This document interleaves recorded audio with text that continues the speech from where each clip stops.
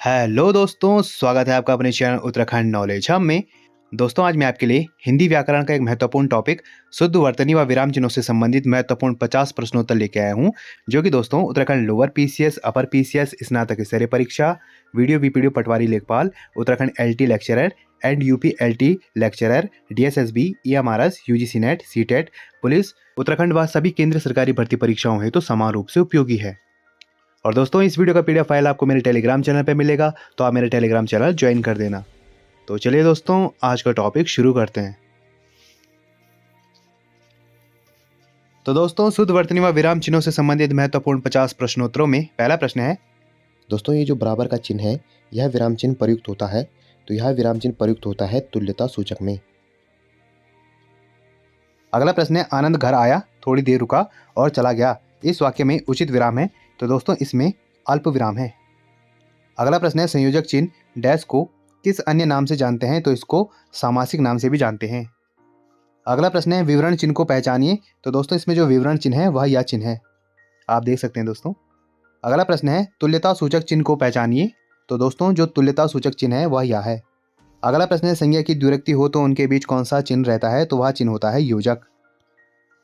अगला प्रश्न है, लिखते समय बीच में कोई शब्द वाक्यांश छूट जाता है तो उस स्थान पर कौन सा विराम चिन्ह लगाकर उसे लिख दिया जाता है, तो दोस्तों वह विराम चिन्ह होता है हास्यपद। यह इस प्रकार का होता है। अगला प्रश्न है, हर्ष, शोक, घृणा आदि भावों को सूचित करने वाले शब्दों या वाक्यों के अंत में किस विराम चिन्ह का प्रयोग किया जाता है, तो वह विराम चिन्ह होता है विस्मय सूचक। दोस्तों यह इस प्रकार होता है। अगला प्रश्न है, किस वाक्य में विराम चिन्हों का प्रयोग सही है, तो दोस्तों इनमें जिस वाक्य का विराम चिन्ह सही है वह यह है, यह है ऑप्शन डी, तुम कहाँ गए थे। इसमें दोस्तों अल्प विराम है, उसके बाद कैसे आए और क्या चाहते हो। अगला प्रश्न है, किसी पद, उपवाक्य आदि की विशेषता दिखाने के लिए शब्द के नीचे एक रेखा खींचते हैं, उसे क्या कहते हैं, तो दोस्तों उसे अधोरेखा चिन्ह कहते हैं। अगला प्रश्न है, शुद्ध वर्तनी का चयन कीजिए, तो दोस्तों इसमें जो शुद्ध वर्तनी है वह यह है उन्नति। अगला प्रश्न है, शुद्ध वर्तनी का चयन कीजिए, तो दोस्तों इसमें जो शुद्ध वर्तनी है वह है श्रृंगार। अगला प्रश्न है, शुद्ध वर्तनी का चयन कीजिए, तो दोस्तों इसमें जो शुद्ध वर्तनी है वह है व्यावहारिक। अगला प्रश्न है, शुद्ध वर्तनी का चयन कीजिए, तो इसमें जो शुद्ध वर्तनी है वह है ऑप्शन बी, अन्वेषण। अगला प्रश्न है, शुद्ध वर्तनी का चयन कीजिए, तो दोस्तों इसमें शुद्ध वर्तनी है ऑप्शन डी, ज्येष्ठ। अगला प्रश्न है, उसका कथन अतिशयोक्ति मात्र था, रेखांकित शब्द की शुद्ध वर्तनी का चयन कीजिए, तो दोस्तों इसमें जो शुद्ध वर्तनी है वह है ऑप्शन डी, अतिशयोक्ति। अगला प्रश्न है, शुद्ध वर्तनी का चयन कीजिए, तो दोस्तों इसमें जो शुद्ध वर्तनी है वह है ऑप्शन सी, कवयित्री। अगला प्रश्न है, शुद्ध वर्तनी का चयन कीजिए, तो इसमें जो शुद्ध वर्तनी है वह है ऑप्शन सी, अधःपतन। अगला प्रश्न है, परमात्मा ही समग्र ब्रह्मांड का रचयिता है, रेखांकित शब्द की शुद्ध वर्तनी का चयन कीजिए, दोस्तों इसमें जो शुद्ध वर्तनी है वह है ऑप्शन ए, रचयिता। अगला प्रश्न है, शुद्ध वर्तनी का चयन कीजिए, तो दोस्तों इसमें जो शुद्ध वर्तनी है वह है ऑप्शन बी, अपकीर्ति। अगला प्रश्न है, शुद्ध वर्तनी का चयन कीजिए, तो दोस्तों इसमें जो शुद्ध वर्तनी है वह है ऑप्शन बी, सृष्टि। अगला प्रश्न है, शुद्ध वर्तनी का चयन कीजिए, दोस्तों इसमें शुद्ध वर्तनी है वह है ऑप्शन बी, कुमुदिनी। अगला प्रश्न है, शुद्ध वर्तनी का चयन कीजिए, दोस्तों इसमें जो शुद्ध वर्तनी है वह है ऑप्शन सी, प्रतिष्ठा। अगला प्रश्न है, शुद्ध वर्तनी का चयन कीजिए, दोस्तों इसमें जो शुद्ध वर्तनी है वह है ऑप्शन डी, अस्पृश्यता। अगला प्रश्न है, युद्धस्तर सबसे बड़े पांडव थे, रेखांकित शब्द की शुद्ध वर्तनी का चयन कीजिए, तो दोस्तों इसमें जो शुद्ध वर्तनी है वह है ऑप्शन बी, युधिष्ठिर। अगला प्रश्न है, दिए गए शब्दों में शुद्ध वर्तनी वाला शब्द है, तो दोस्तों वह है ऑप्शन डी, सुसुप्ति। अगला प्रश्न है, शुद्ध वर्तनी का चयन कीजिए, तो दोस्तों इसमें जो शुद्ध वर्तनी है वह है ऑप्शन ए, प्रतिवादी। अगला प्रश्न है, रोगी में जुगुप्सा थी, रेखांकित शब्द की शुद्ध वर्तनी का चयन कीजिए, तो इसकी शुद्ध वर्तनी है दोस्तों ऑप्शन बी, जिजीविषा। अगला प्रश्न है, मैं तुम्हारे उज्जवल भविष्य की कामना करता हूँ, रेखांकित शब्द की शुद्ध वर्तनी का चयन करें, तो दोस्तों इसमें जो शुद्ध वर्तनी है वह है ऑप्शन बी, उज्ज्वल। अगला प्रश्न है, दिन रात अध्ययन करके भी वह प्रथम श्रेणी प्राप्त न कर सका, रेखांकित शब्द की शुद्ध वर्तनी का चयन कीजिए, तो दोस्तों इसकी शुद्ध वर्तनी है वह है ऑप्शन नंबर बी, अध्ययन। अगला प्रश्न है, निम्नलिखित शब्दों में से कौन सा शुद्ध है, तो दोस्तों वह है ऑप्शन ए, विदुषी। अगला प्रश्न है, निम्नलिखित शब्दों में वर्तनी की दृष्टि से कौन सा शब्द अशुद्ध है, तो दोस्तों जो अशुद्ध शब्द है वह है ऑप्शन बी, निरपराधी। अगला प्रश्न है, निम्नलिखित में से एक शब्द अशुद्ध है, वह है, तो दोस्तों वह है ऑप्शन बी, नौकरी।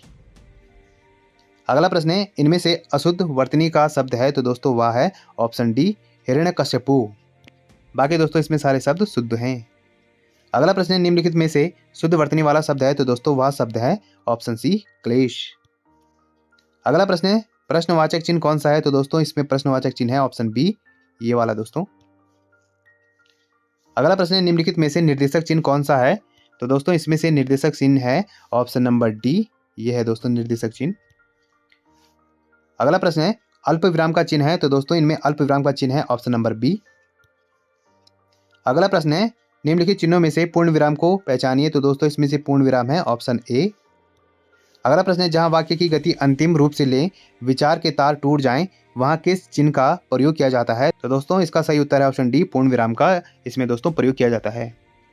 अगला प्रश्न, नीचे दिए गए शब्दों में किसकी वर्तनी शुद्ध है, तो दोस्तों इसमें शुद्ध वर्तनी है ऑप्शन नंबर ए की सन्यासी। अगला प्रश्न है, निम्नलिखित में से शुद्ध वर्तनी वाला शब्द कौन सा है, तो दोस्तों इसमें शुद्ध वर्तनी वाला शब्द है ऑप्शन नंबर डी, अंत्याक्षरी। अगला प्रश्न है, निम्नलिखित शब्दों में शुद्ध शब्द है, तो दोस्तों इसमें शुद्ध शब्द है ऑप्शन नंबर बी, जिजीविषा।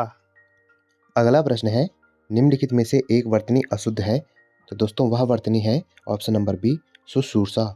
अगला प्रश्न है, निम्न में से शुद्ध शब्द है, तो दोस्तों इसमें शुद्ध शब्द है ऑप्शन नंबर ए, उपयुक्त। अगला प्रश्न है, निम्न शब्दों में शुद्ध रूप कौन सा है, तो दोस्तों वह है ऑप्शन नंबर बी, हतोत्साहित। अगला प्रश्न है, निम्न में शुद्ध रूप कौन सा है, तो दोस्तों इसमें शुद्ध रूप है ऑप्शन नंबर ए का प्रदर्शनी। अगला प्रश्न है, निम्नलिखित में से किस शब्द की वर्तनी अशुद्ध है, तो दोस्तों इसमें जो अशुद्ध वर्तनी है वह है ऑप्शन नंबर डी की अनाधिकार की। अगला प्रश्न है, निम्नलिखित में से शुद्ध शब्द है, तो दोस्तों इसमें शुद्ध शब्द है ऑप्शन नंबर बी, कुमुदिनी। अगला प्रश्न है, किस शब्द की वर्तनी शुद्ध है, तो दोस्तों इसमें जो शुद्ध वर्तनी है वह है ऑप्शन नंबर डी की अत्यधिक। तो दोस्तों आज हमने हिंदी व्याकरण के शुद्ध वर्तनी और विराम चिन्हों से संबंधित महत्वपूर्ण 50 प्रश्नोत्तर किए, जो कि दोस्तों परीक्षा की दृष्टि से बहुत ही ज़्यादा महत्वपूर्ण है। और दोस्तों ऐसे ज्ञानवर्धक वीडियोस के लिए मेरे चैनल को लाइक कीजिए, कमेंट कीजिए, शेयर कीजिए, सब्सक्राइब कीजिए और मुझे इंस्टाग्राम पे फॉलो कीजिए। और इस वीडियो की पीडीएफ फाइल के लिए आप मुझे मेरे टेलीग्राम चैनल पर ज्वाइन कीजिए, वहाँ आपको इस वीडियो की पीडीएफ फाइल मिल जाएगी। और जितना हो सके दोस्तों इस वीडियो को अपने यार दोस्तों के साथ शेयर कीजिए और मेरे चैनल को ज़्यादा सब्सक्राइब कीजिए।